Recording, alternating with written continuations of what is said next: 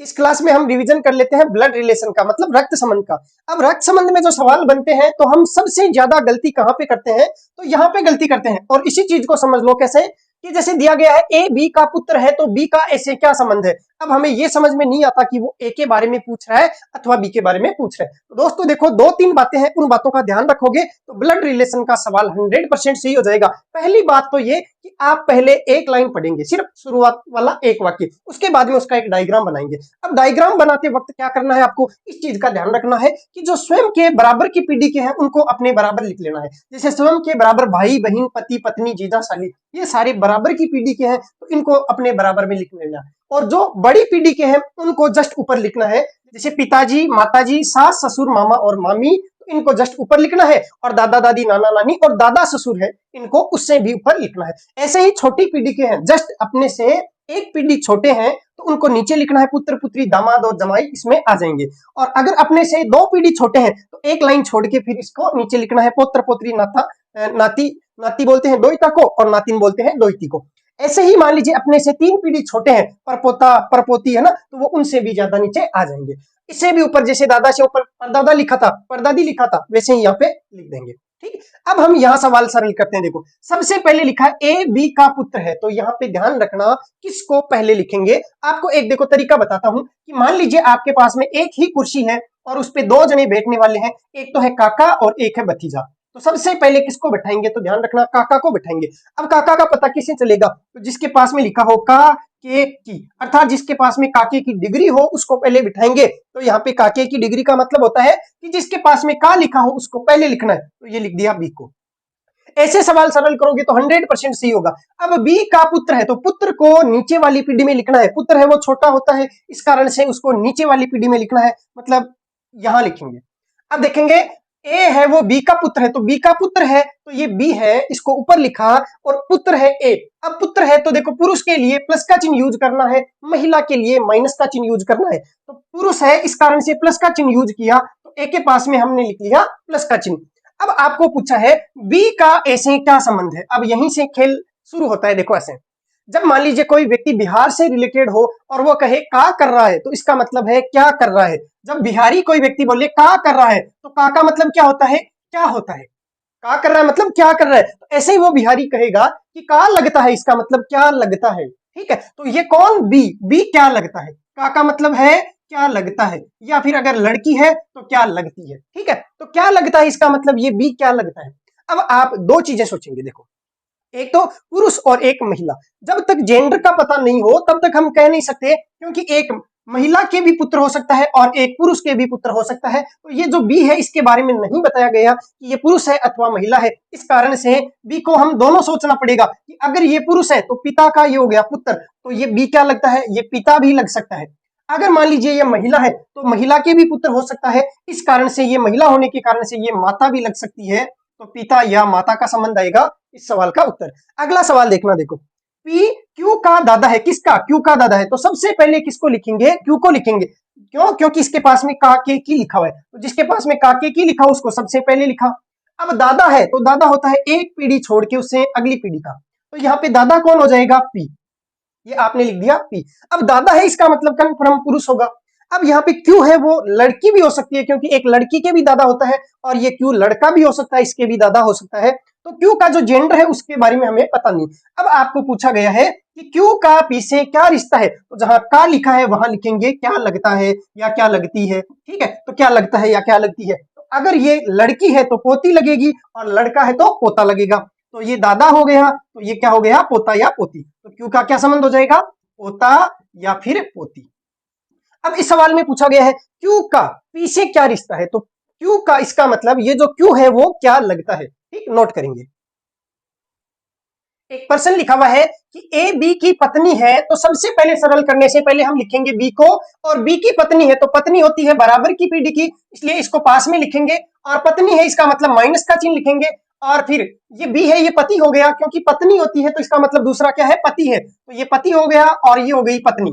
उसके बाद में लिखा हुआ है तथा सी ए का भाई है, ए का भाई है, देखो ए का भाई कौन है, सी है, तो हम सी को यहाँ पे लिखेंगे, और ये भाई हो गया किसका, ए का, तो ये लिखा प्लस का चिन्ह। ठीक है, अब पूछा गया कि सी का बी से क्या संबंध है, मतलब ये सी है वो क्या लगता है, किसका? बी का। तो सी है वो बी का क्या लगेगा? तो बी की ये होगी पत्नी, पत्नी का भाई क्या लगता है? साला लगता है, तो उत्तर आ जाएगा साला।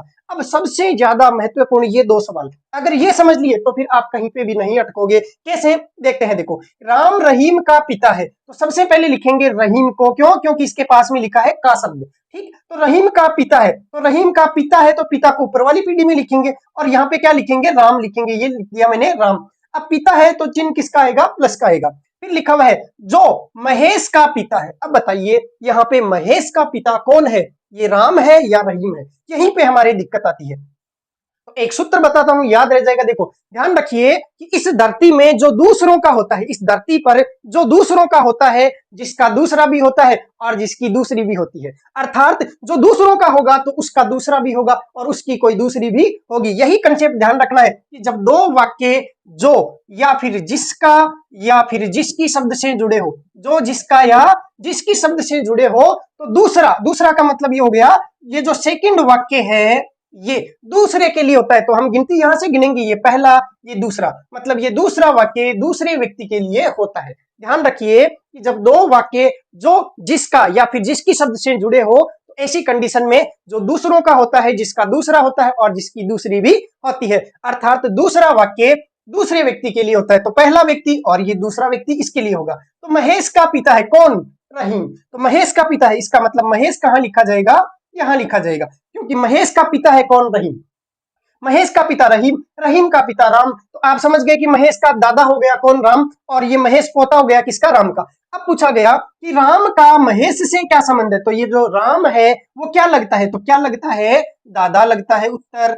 अब अगला प्रश्न देखिए, ए बी का भाई है, ए बी का भाई है, तो सबसे पहले किसको लिखेंगे? बी को लिखेंगे। बी का भाई है, इसका मतलब भाई को बराबर लिखेंगे, तो ये ए आ गया और प्लस का निशान और ये हो गया भाई।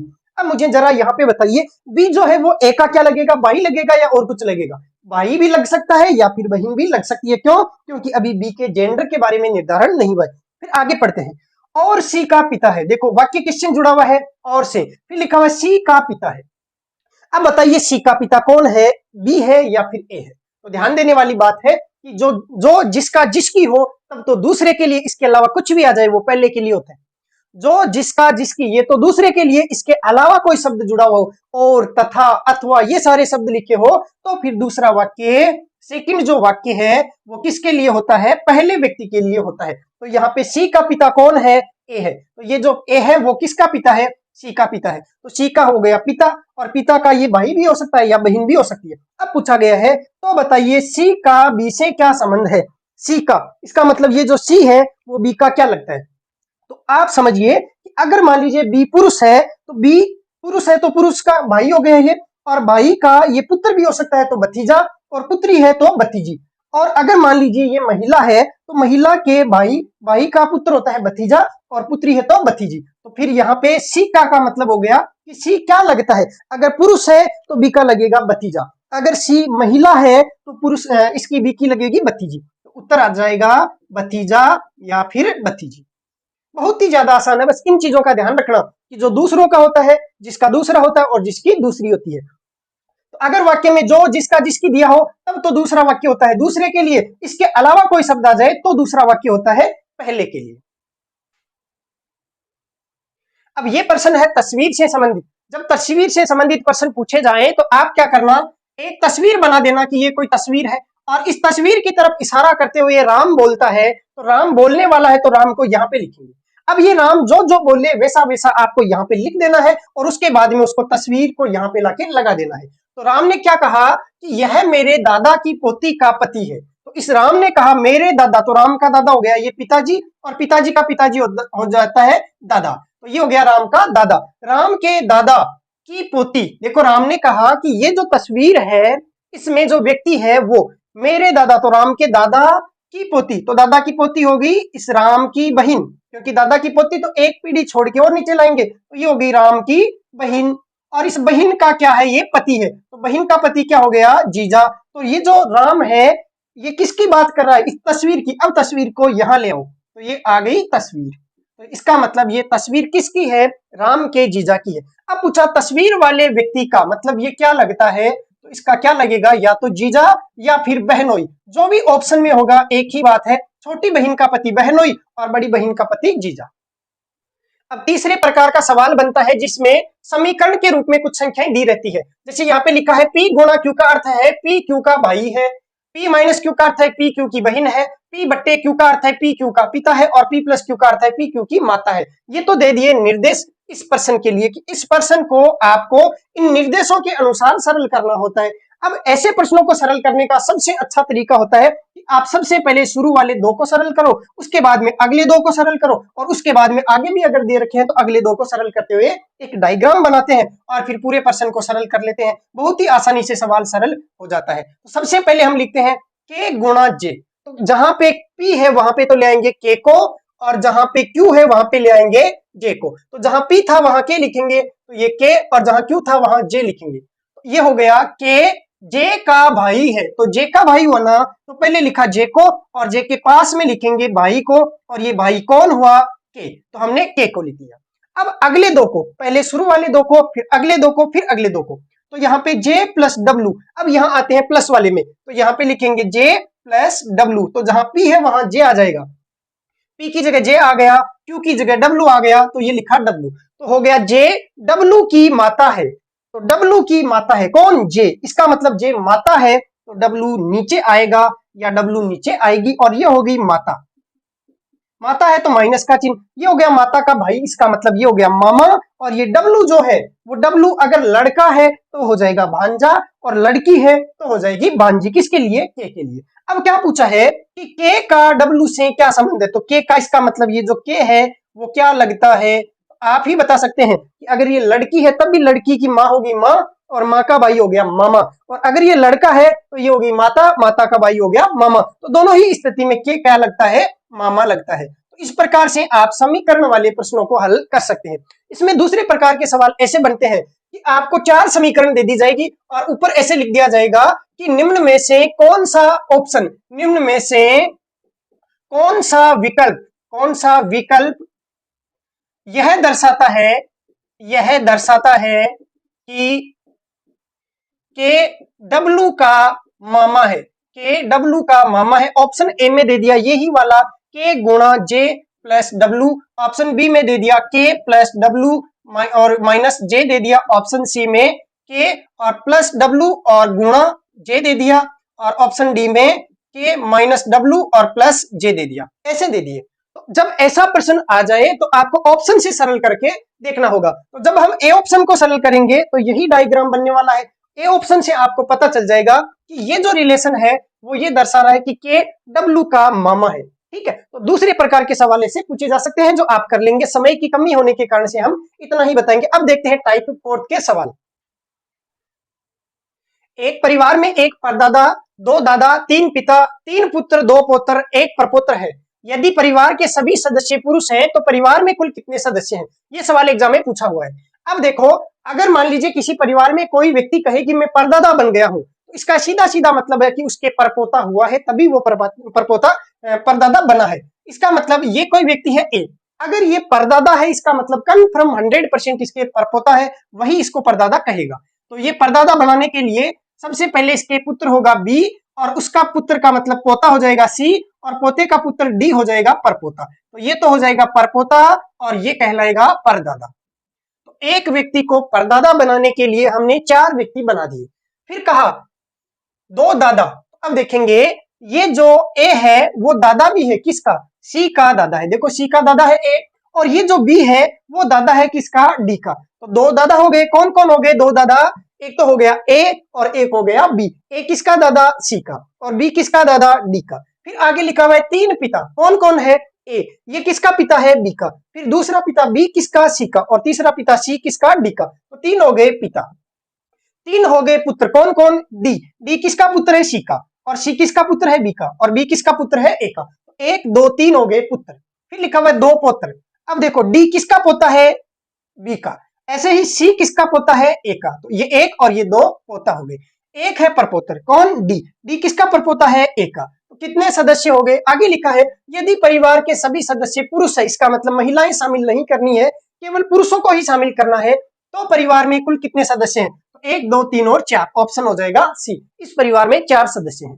अगला सवाल कि एक परिवार में एक माता तथा एक पिता है, तो ये हमने ए को माता बना दिया और बी है वो पिता, मतलब ये दोनों पति पत्नी है, तो एक माता और एक पिता। ठीक, तीन विवाहित पुत्र, इसका मतलब इनके तीन पुत्र है पी क्यू आर। ये मान लीजिए तीन पुत्र है तो प्लस लगा दिया, प्लस लगा दिया और प्लस लगा दिया। अब तीन विवाहित पुत्र है, इसका मतलब इनकी पत्नियां हैं वो भी शामिल होगी। पी की पत्नी को पी माइनस लिख दिया, क्यू की पत्नी को क्यू माइनस लिख दिया और आर की पत्नी को आर माइनस लिख दिया। और एक अविवाहित पुत्री है, तो अविवाहित पुत्री इसी परिवार में शामिल होगी, तो मान लीजिए उसका नाम है एस। अविवाहित पुत्री है तो चिन्ह लगा दिया माइनस का, अविवाहित है इस कारण से यहां शामिल कर लिया। अगर लिखा रहता एक विवाहित पुत्री तो इस परिवार में शामिल नहीं होती, वो अगले परिवार में शामिल होती। फिर लिखा है पुत्रों में दो के दो दो पुत्रियां, तो पुत्रों में इसका मतलब ये पी क्यू आर, ये तीन पुत्र है, इनमें से दो के दो दो पुत्रियां, तो इसके दो पुत्रियां हैं, इसका मतलब ये पहली एक्स माइनस और ये दूसरी वाई माइनस। ऐसे ही मान लीजिए इसके दो पुत्रियां हैं एक्स माइनस और इसके भी वाई माइनस दो पुत्रियां, और एक के एक पुत्र है, इसका मतलब इसके एक पुत्री है कौन, एक्स प्लस पुत्र है, इसका मतलब प्लस का चिन्ह लगा दिया। इस परिवार में कुल महिला सदस्यों की संख्या पूछी गई है। अब महिला सदस्यों की संख्या, तो जहां माइनस का चिन्ह है वो महिलाएं हैं, तो एक दो तीन चार, उसके बाद में 5 6 7 8 और ये कौन 9, तो कुल कितनी महिला सदस्य है